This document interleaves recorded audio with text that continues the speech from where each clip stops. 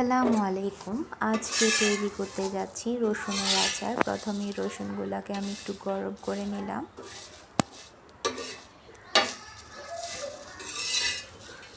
এরপর রসুনগুলোকে আমি ভালো করে খোসা ছাড়িয়ে পরিষ্কার করে নিলাম।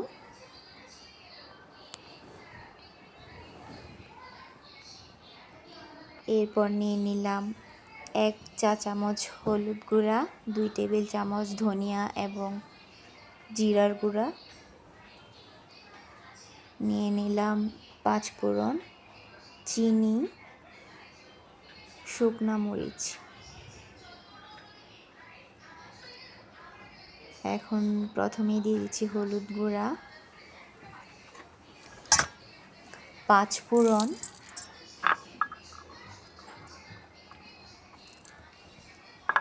এরপর দিয়ে দিচ্ছি পরিমাণ মতো চিনি,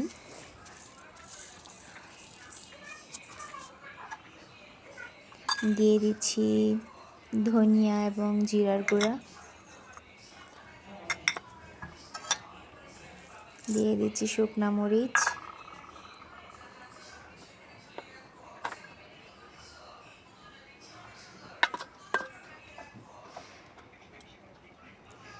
দিয়ে দিচ্ছি সরিষা বাটা,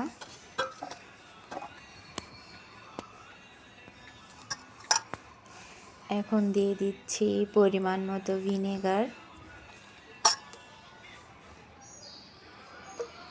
দিয়ে দিচ্ছি অল্প পরিমাণ সরিষার তেল,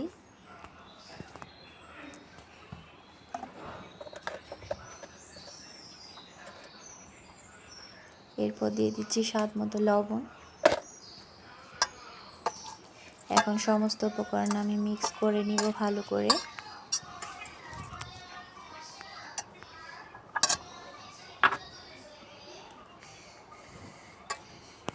সমস্ত উপকরণ মিক্স হয়ে গেলে তৈরি হয়ে যাচ্ছে আমার রসুনের আচার।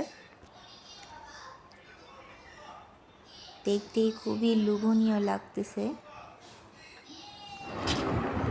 এখন এই রসুনের আচারকে আমি একটা কাচের বয়ামের মধ্যে সংরক্ষণ করব।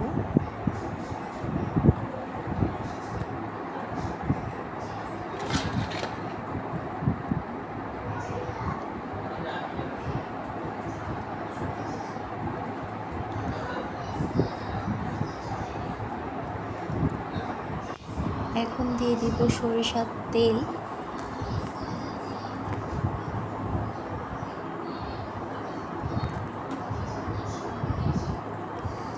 ব্যাস তৈরি হয়ে গেল আমার মজাদার রসুনের আচার।